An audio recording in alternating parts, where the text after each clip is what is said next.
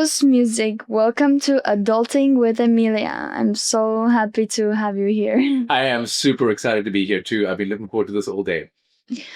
So, you do something really important in the world and really interesting. And I would love to start with your story. How did you find your way to what you do now? So, can you give us a little bit of background how this all Absolutely. happened with you?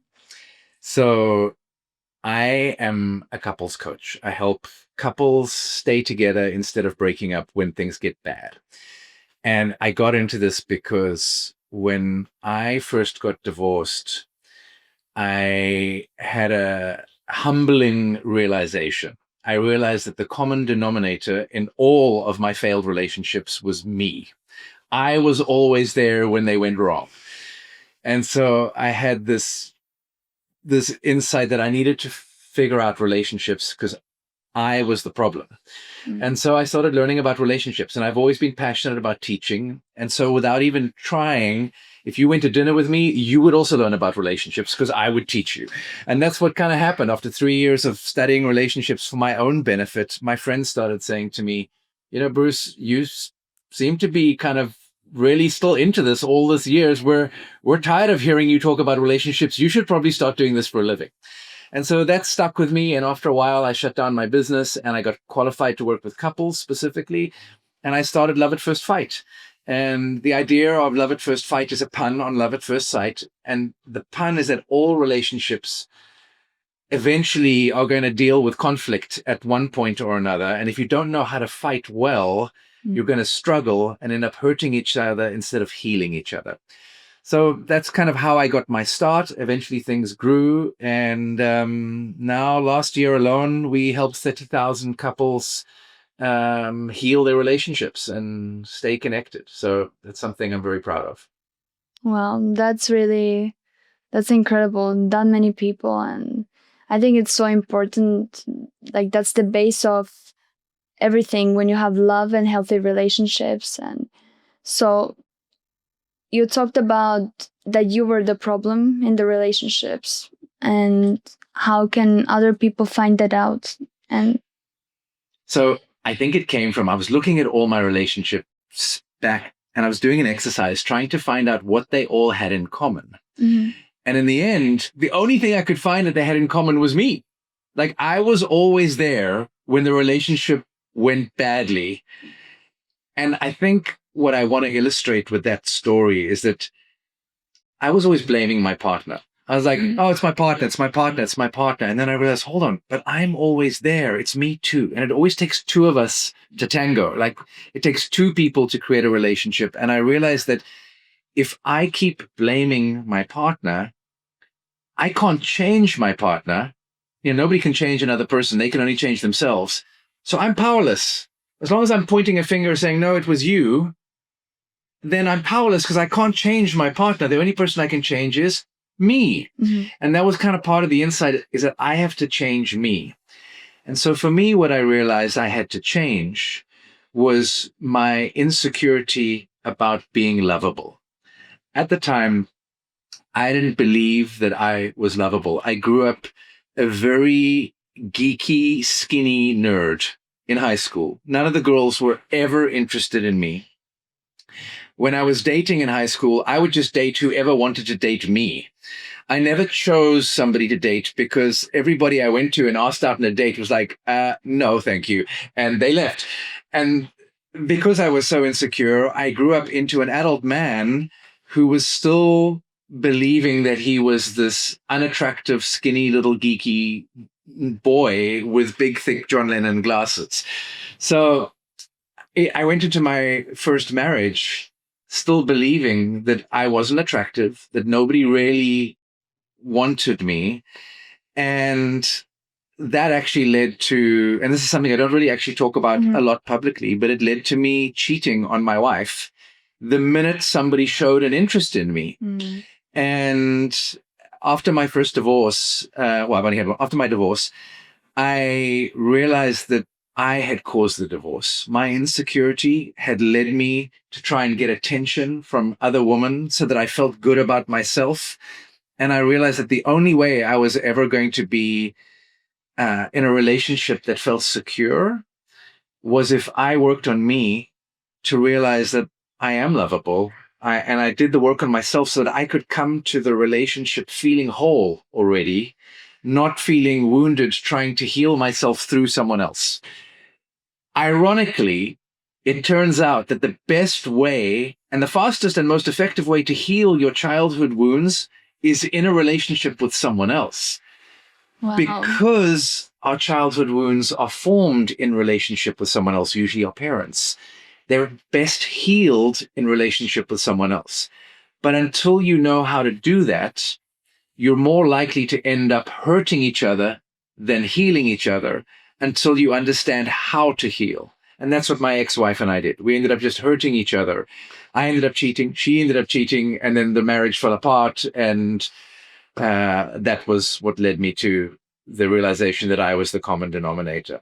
So how do you have that realization was kind of like your question. I think you have to go through a few relationships to be able to notice your patterns in relationship and see, what am I always doing when the relationship's not working well? And if you're humble and you're willing to tell the truth to yourself, you might get an interesting answer. And then I recommend that you seek some help, read some books, get some courses, get a coach, work on yourself so that your next relationship can be even better than the previous one. Oh, that's a lot of information. That was And so it takes a lot, I think, to recognize that you are the problem. So I think, like you said, to go through different relationships, maybe that's what makes you figure that out. And you mentioned also that you're most likely to get a partner who is going to trigger your past wounds because the first relationships that you had were with your parents. So that's a really interesting way to put it. And often I think people say to avoid that, and you get the partner that was like your dad or mom, and now they're triggering your past traumas and stuff. But the way that you put it is that they're there to heal you. So can you explain that? So I don't think you can avoid that. You can try avoiding attracting someone that reminds you of your parents, but your nervous system will guide you there anyway. And here's why. So there is a huge body of research called attachment theory. And attachment theory is the study of how we bond with our parents. And then later on, it grew into how we bond with our partners. And they discovered that the same bonding patterns that children have with their parents occur with adult partners. So at some level, your brain is wired to attach to your parents as a survival bond. Think about this. If you are a cave baby and your mom and dad are cave mom and cave dad on the plains of Africa thousands of years ago, if your mom or your dad abandon you, you die, right? Cave baby dies because it gets eaten by a lion. If dad abandons mom, mom and cave baby die. The lions come and eat mom. Mom can't hunt without the baby because the baby will get eaten by lions. Mom can't hunt with the baby because the baby cries and the prey runs away, and mom and baby die of starvation. So nature has designed us to pair bond so that mom and dad stay together to raise a child. And human beings have the biggest brains out of any, or the longest developing brains out of any animal. It takes about 15 years for the human brain to evolve to the point where humans can survive on their own. So mom and dad need to stay together for at least 15 years in order to raise a child to the point where they're capable of surviving on their own. So nature had to keep mom and dad together. Nature invented this beautiful thing called love. Now, that is a very unromantic way of looking at love, but it's the one that makes the most sense. So, mom and dad have an attachment bond, and mom and baby have an attachment bond, and dad and baby have an attachment bond. And an attachment bond is a specific kind of bond. It's different from, let's say, the bond you have with your friend. It's the kind of bond that we rely on another person to help us survive. So your mom and your dad will rely on each other to survive. You rely on your mom to feed you when you're an infant, and dad to go and feed mom And so while caveman, cave mom, cave baby was thousands of years ago, our brains are still wired to survive in the fields of Africa and to not get eaten by lions, even though none of us are going to get eaten by lions today. So then the researchers discovered something fascinating. They discovered that when adults fall in love, these same bonds occur as the bond between mother and child, and that our brain doesn't know the difference between our parents and our lover. Wow. As far as your nervous system is concerned, it's the same kind of bond. They're all what the researchers call attachment figures. So I'm going to land the plane, and this is going to make sense in a second. Mm-hmm. The reason why we fall in love with people who remind us of our parents at some point, at some level, is because our brain doesn't know that our parents are different from our partners. They're just attachment figures. They're survival bonds.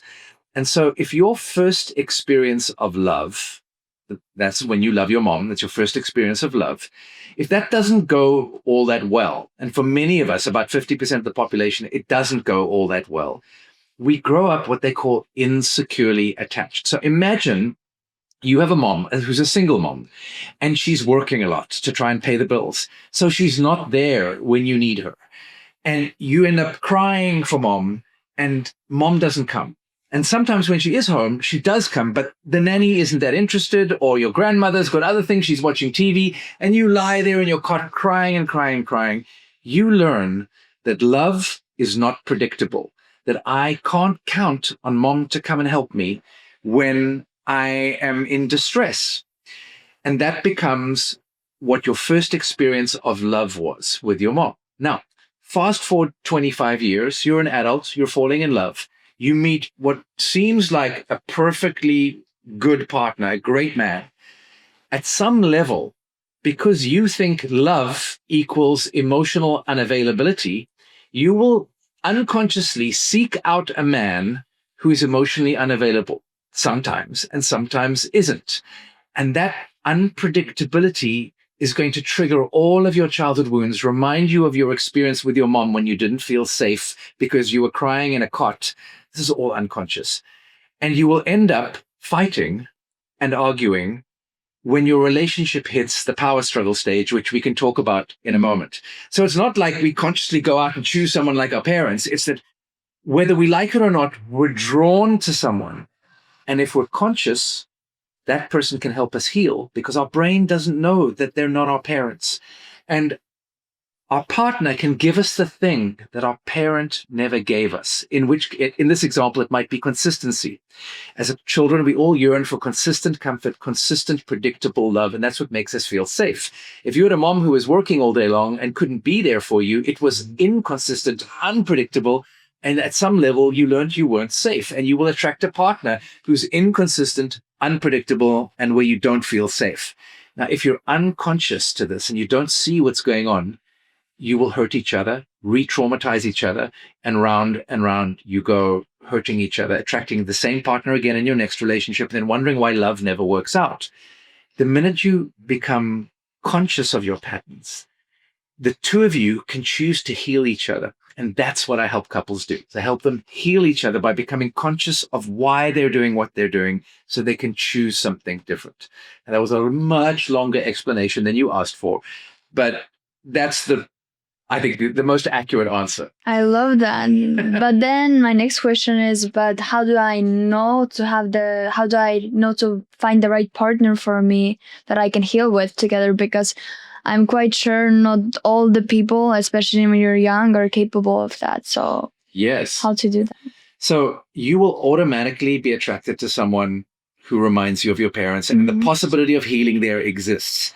What you're going to find is when you leave the romance stage and you enter the next natural stage, which is called the power struggle stage, okay, you're going to end up in conflict. And this is the time where you will learn whether or not your partner is a suitable partner for you. It's nature's way of figuring out whether this relationship can last. And that's when you say to your partner, okay, honey, we're in disagreement here, we're fighting. Let's sit down and talk about it. or let's do some kind of relationship improvement course so we can learn the tools to get through our conflict. And a suitable partner will be like, let's do it. An unsuitable partner will be like, never. I'm not going to talk about my feelings. I'm a tough man. Or maybe we'll go, therapy, that's for sissies. I don't want to have anything to do with sissies. Then you know, or with therapy, then you know that that partner is never going to grow with you. And they're not going to learn the tools. And the predictable future is you will keep repeating the same pattern, hoping for a different result, which never comes. So the best way to determine whether or not your partner is suitable when you're dating is to ask them, like, imagine 5 years from now, like this is like not your first date. Imagine this is like your fifth date. And you say to your partner, or the person you're dating, imagine 5 years from now, you and I are arguing. Like, what do you think the best way would be to resolve that? And listen for their answers. If they say something, well, we should sit down and talk about it and listen to each other, that's a good sign. If they say something like, we should maybe go and get some help and ask someone who understands relationships better than we do, that's a good sign. If they say something like, well, we should probably just give it some time and it will work itself out, that's a bad sign. Because what they're saying is like, I'm not willing to get involved. And I think I'm uncomfortable talking about it, so we should just not talk about it. Communication is what's going to help save the day. And if they start to indicate to you that they're open to communication, that they're willing to talk about what's going on inside of them, that's a very positive sign that during the power struggle stage, you're going to be able to work things out. And so how do we recognize to say it's the first fight, or when does it usually happen? What's the time frame, especially when we're talking about young people? How do we recognize that? Well, the good thing is that young people, old people, it's all the same. So I'm going to give you the 30-second bird's eye view, and then we're going to dig in. Okay. There are 3 basic stages relationships go through. The first is the romance stage, and that's where most young people, that's what they think is love. But it's actually not love. It's the most immature form of love. It's infatuation. You're literally high on drugs. Your brain is pumping out oxytocin, serotonin, vasopressin, all these beautiful drugs. And you get addicted to the person that you're falling in love with, which is why they call it falling, because you don't really have a choice. Whereas in real love, you choose someone. In the romance stage, you're just falling. No choice. And all you can see is their good side. And all you show the person is your good side. And you kind of both have these like rose-tinted glasses on your face. And so you're really not seeing the full person. You're only seeing half of the person. And that lasts anywhere from about 6 weeks to 2 years. Okay, the romance stage. At some point within the first 2 years, the drugs wear off. And one day those rose-tinted glasses get knocked off your face, and you wake up to the reality of who this person actually is. And that's when you go, oh boy, if I'm going to be with you for a long time, some things are going to have to change here. And it's not me, it's you that needs to change. And that's what we say. And so this leads us to phase 2, the second stage of relationship, which is called the power struggle. And it begins when one or both of you perceive some kind of permanence to the relationship. So it could be you've been dating and now you move in together, or you stop seeing other people and you become exclusive, or you get pregnant and you decide to commit and get married. It's different for everybody, but it's about permanence. And the idea is like, once you think, wow, we're going to be together forever, then at first that's very exciting. And then suddenly the reality is, can I really live with you leaving your socks on the floor forever? Now, I've, grown up with you a little bit, and I've seen how you cook in the kitchen. And I might be thinking, can I really live with the smell of meat in my kitchen forever, 3 times a day? Something's going to have to change. And it's Amelia, not me, that has to change. And that's when we start fighting. Now, couples deal with this in different ways. Some people watch their parents fight and they go, never do I ever want to fight for that. I am never going to fight like my parents do. Or some people do the opposite. They go, they fight exactly like their parents do. The number one predictor of divorce is not fighting. It's actually the absence of conflict. It's no fighting. Because when you don't talk about your problems and you don't fight at all, they never get resolved. And eventually you sweep them under the carpet and they get bigger and bigger and bigger and bigger until one day one of you has this massive explosion and you go, I'm leaving, goodbye, and the relationship ends. So the one thing you never want to do in the power struggle stage is not fight at all. But on the other side, that doesn't mean that fighting is going to help your relationship get better either, because you might just end up hurting each other. What you really need to do is learn how to argue about whatever it is that you're fighting about in a way where you both feel heard and understood, and that leads you to a solution, that leads to repair and resolution.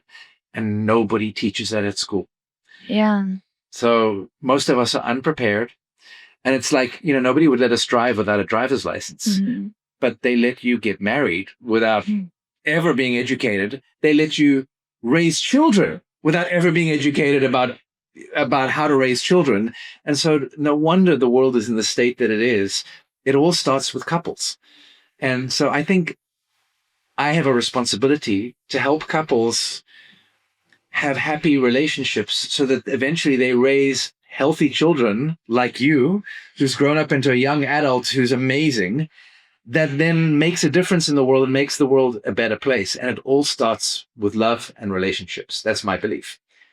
That's really beautiful, and I find it so important. Something that you said is that I understand that the fight doesn't usually be resonated with the end, like as something is going bad, we start like doubting it. So, but this could be like just a door to love. So it is. You're so right. It is the doorway. Conflict is the doorway to the third stage, which is called mature love or real love. And I know that sounds kind of boring when you think of it like mature love. It's not boring.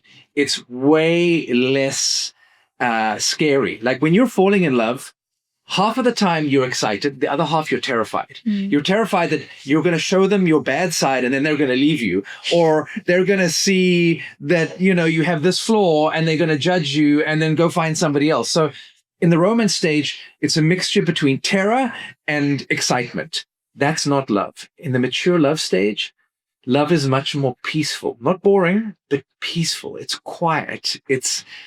It's mature, and you actually get to know each other. And the beautiful thing about the mature love stage is you can be yourself. You can be completely vulnerable, totally open, and your partner knows all your good side and all of your bad side from the power struggle stage. They've seen you at your worst, and they still love and accept you just the way that you are.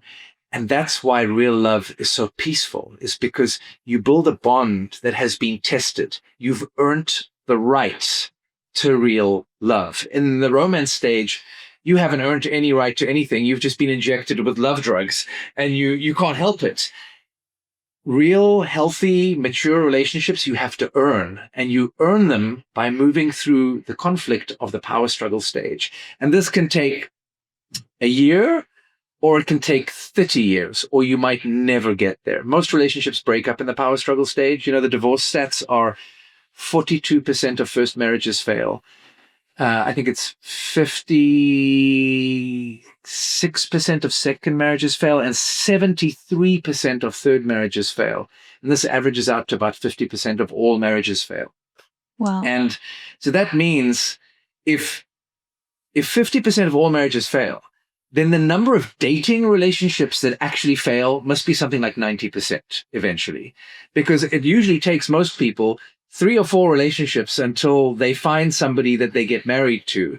Most of us don't marry the first person we ever dated. So if 80 to 90% of dating relationships are likely to fail, wow, you better learn the tools if you want love to last. And so that's what the power struggle is meant to do. So I'll give you another way of thinking about it. The romance stage is meant to bond you together. So you become a couple. You become this team, and you become a we. But if you stay like this, you lose yourself in the relationship because you've just merged together. You've bonded into like one, and you've become a couple. So there's you, there's your partner, and then there's the relationship. And that's a necessary first step. Now you've created a relationship. The power struggle stage is meant to separate you a little. Not so much that you lose each other, but just a little bit, so you can also maintain your autonomy, so you don't lose yourself. So now you've got we and two me's. And the mature love stage is where you're able to flow between both being dependent on each other and independent of each other. And you can flexibly flow between the two. And you're seeing this with Eric and your mom. They're moving into the mature love stage now, and they're in this beautiful flex and flow of being dependent in a healthy way and independent in a healthy way. And both dependence and independence can be healthy and unhealthy. So most of us just hear about unhealthy dependence. I never want to be dependent on anyone. I don't want to lose myself. I don't want to lose my autonomy. But dependence can also be healthy. Like when I'm sick, I depend on my wife to bring me soup, to look after me, to go to the doctor and pick up medicine for me when I can't. That's not unhealthy. That's totally healthy, because together we make each other stronger. So this is the way I help people distinguish unhealthy dependence from healthy dependence. Unhealthy dependence makes you weaker. Healthy dependence makes you stronger and more capable. And so that's what mature love is all about, is being healthily dependent on each other and still having your own life, your own friends, your own interests, your own separate hobbies, but then also having the common hobbies, the common friends, the common life. And again, the perfect example for this is Eric and your mom. They've got their own individual friends, and then they have their friends as a couple. And together you can be a better version of yourself in this kind of relationship, because you get the best of both worlds. You have your personal life and you have a relational life. It's a lot, I know. But I have a question that Okay. makes me. You mentioned that most of the relationships never make it through the Power struggle. Yeah, exactly, the second stage. So, especially I think my generation, like getting married and having like a stable, long relationship is more rare. So how can that affect us? Not having that the third phase, that where the true love begins. What's the effect on people, and why should we want that? So I think I'm going to start with your last question. I think the reason we would want a long-term committed relationship eventually is because we're better together. Firstly, if you ever want to have children, most young people don't want to have children that young, but eventually you're going to probably want to have children. Most people do. Your generation less than other generations. But if you want to have children, you want to have stable home environment, and you need to share tasks together. Two people together on a team are way more powerful than one person alone in the world, because you can divide and conquer. You've got support. You have emotional support. You have physical support. You have financial support. Both of you might be working. Both of you can help each other physically when, maybe you're ill, or when emotionally, when you're not feeling so good and you have a bad day. That kind of support, the research shows, the science shows behind this, that couples in secure relationships, they can live up to 10 years longer than single people. Wow. And that's mostly because they have less stress. There's less cortisol in their bloodstream. Cortisol kills you earlier.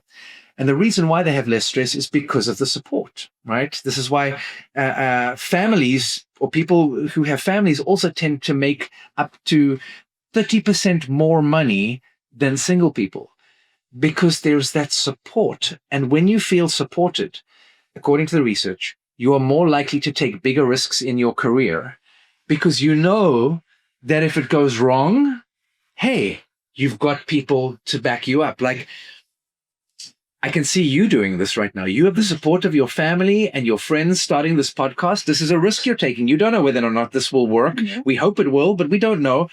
But at some level, with the support that you have, you know that even if this fails, you're going to be loved. You're going to have a roof over your head. You're going to have encouragement, and you can try again, and your family will be there behind you, supporting you. And so you'll try something again, and you'll take a risk. People who are single tend, or who have short-term relationships that don't develop that kind of supportive structure, they don't feel as confident in the world. And I'm not saying there's anything wrong with being single. I've been single for many years of my life, and I've enjoyed it very much, and it's been wonderful.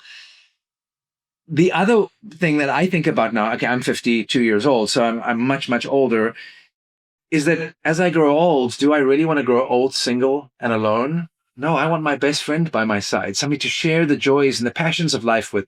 And I think the younger generation haven't necessarily had great role models for relationships. I think because we have a 50% divorce rate, that means 50% of us grew up, or certainly your generation, grew up in families that are no longer together. And if that's the case, for most of us, we probably would be thinking, I don't want that. I've seen the pain my parents went through. I don't want a relationship like that. I'd rather stay single.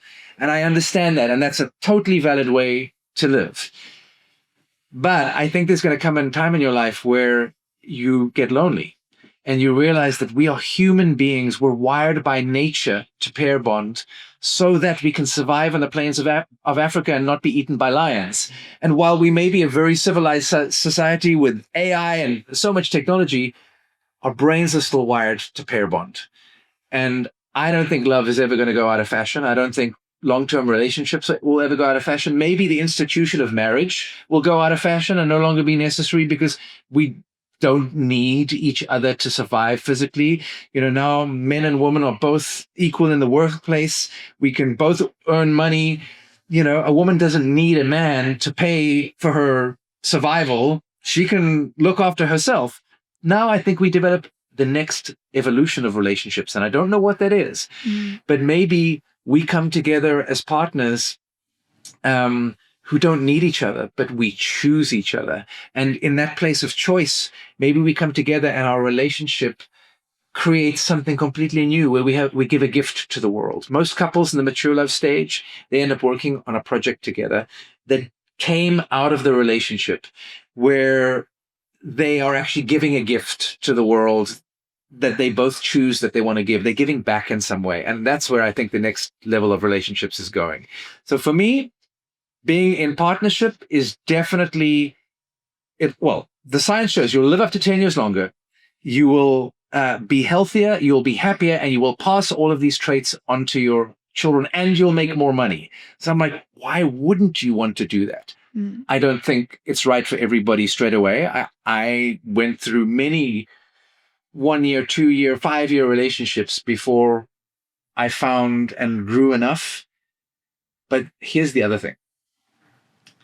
And maybe this is the most important thing, and I can't believe I didn't say this first. I don't think there's any faster way to grow yourself. Because imagine you and I are married. You know everything about me. You live with me, you sleep with me, you go to work with me, or you see me go to work, you hear me complain and talk, you see my victories. Who else to help me grow than my partner? You are, you know me better than my psychologist would know me because you're my long-term committed partner. And if the two of you agree to help each other grow, you could be the person that gives me the feedback that I actually listen to. When you say to me, hey, Bruce, I see you doing this and it's not working for you in your business. I really feel the thing you're not saying about yourself is that, and you should take a look at that. If I'm smart, I'm going to listen to you. And I'm going to go, you know what? She loves me. She cares for me. She knows me better than anybody else. I'm going to take her advice. And for me, this is why I've grown faster in my marriage than in any other personal development course or in any other area of life, is because I listen to my wife. She knows me so well. When she tells me something now, I've learned over the years of not listening to her that most of the time she was right, because she can see the things about me that I can't see, the things that in psychology we call your shadow. And for that reason alone, I'm a proponent of long-term committed relationships. Whether married or not doesn't matter to me, but there's something that happens in a committed relationship. You get to know each other so well. Your partner can become your greatest ally, coach. And I think that's how you grow and heal. But when we compare I think before, when we go back a little bit, even my grandmother and their generation, people used to be together longer. So what went wrong, or like what was the change that changed us? Because I don't think they had more education than us. Exactly. The change that changed us was women entered the workplace in the 1950s. And so they started earning their own money. They didn't need a man to look after them anymore. And so relationships started shifting. Marriage was set up so that we could help create families and pass on wealth originally. So your lineage could survive.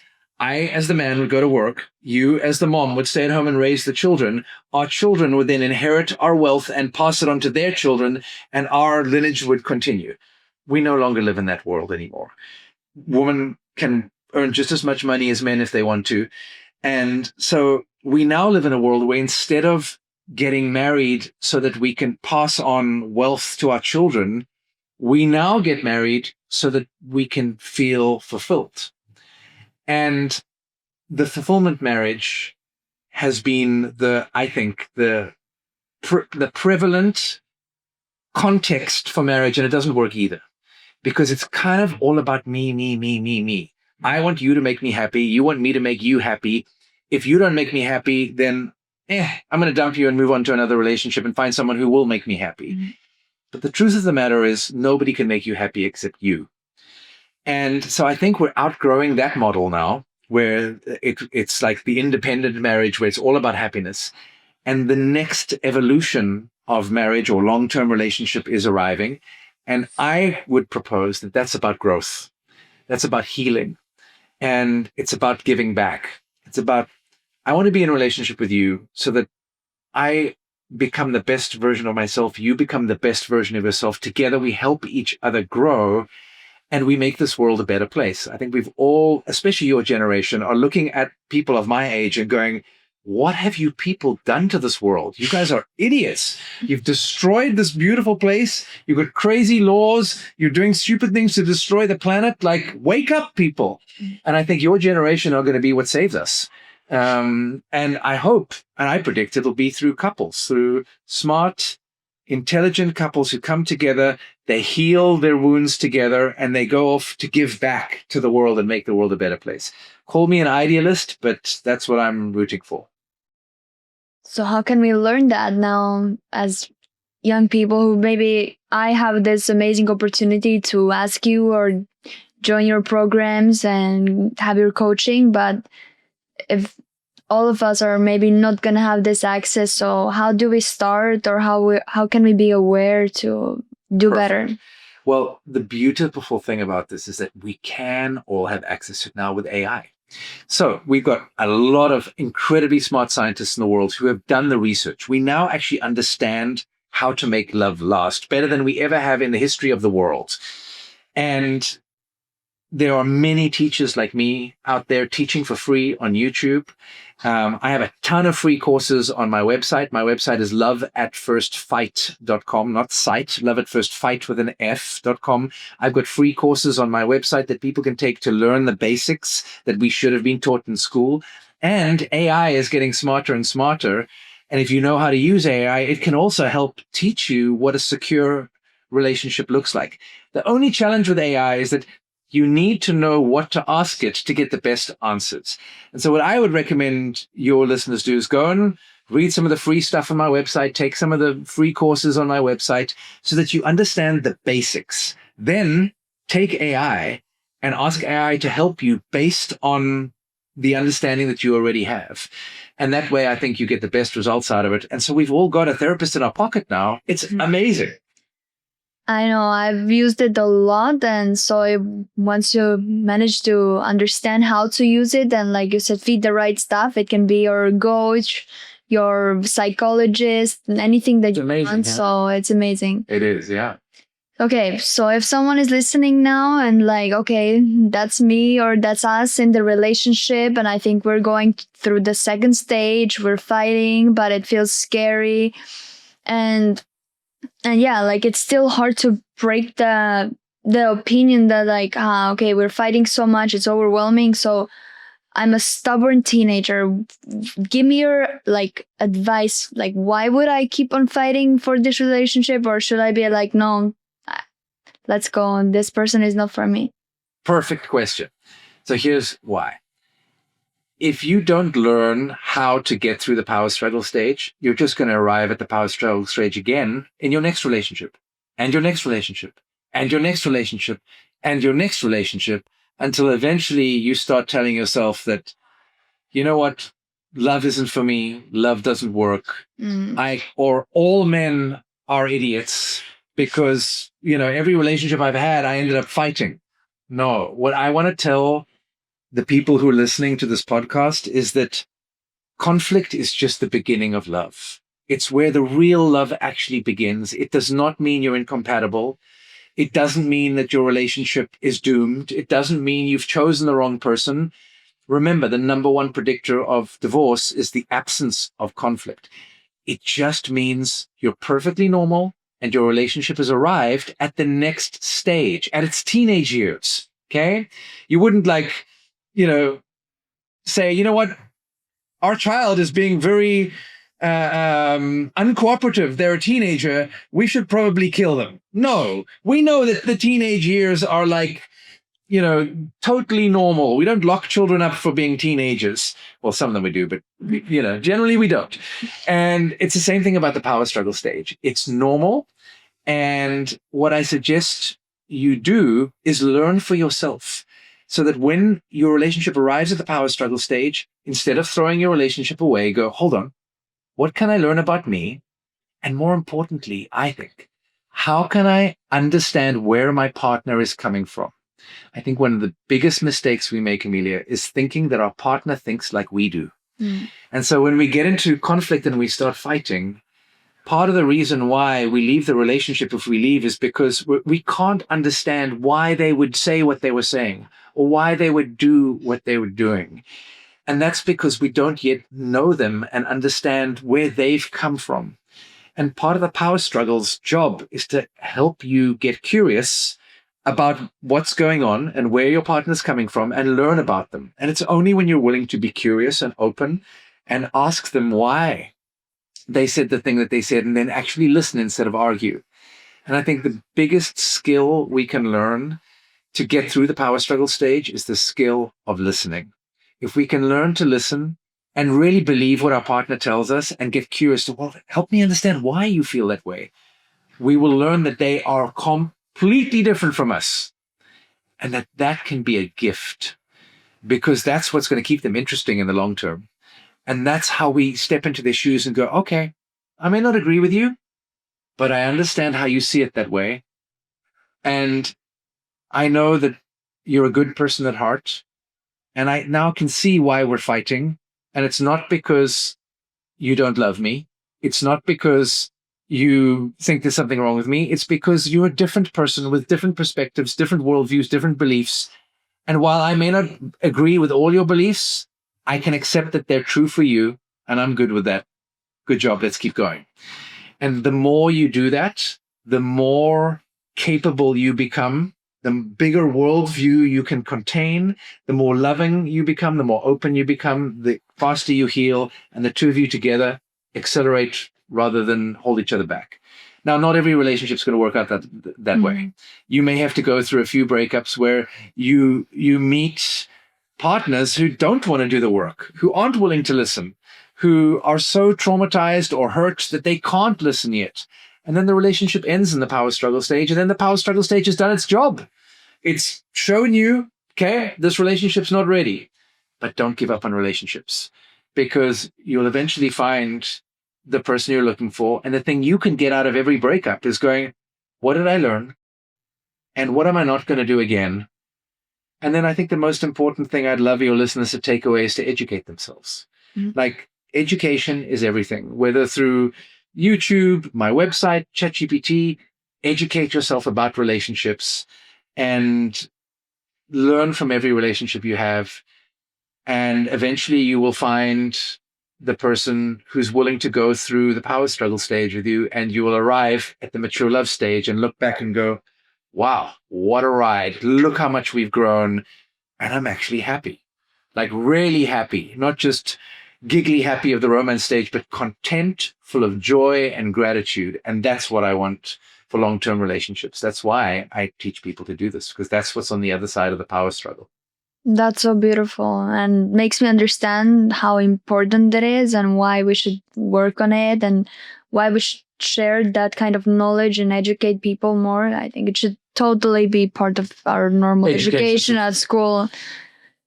Yeah, like you said, the couples are we change the world, and that's how the next generations are born. So that should be the base of that. Absolutely, I agree.